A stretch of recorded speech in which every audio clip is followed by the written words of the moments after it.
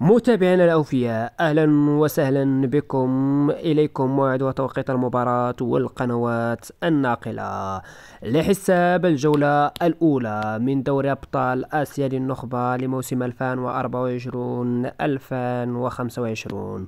قمة كروية هي تلك المباراة التي ستجرى يوم الاثنين 16 شتنبر 2024، وستجمع بين الشرطة العراقية والنصر في العراق.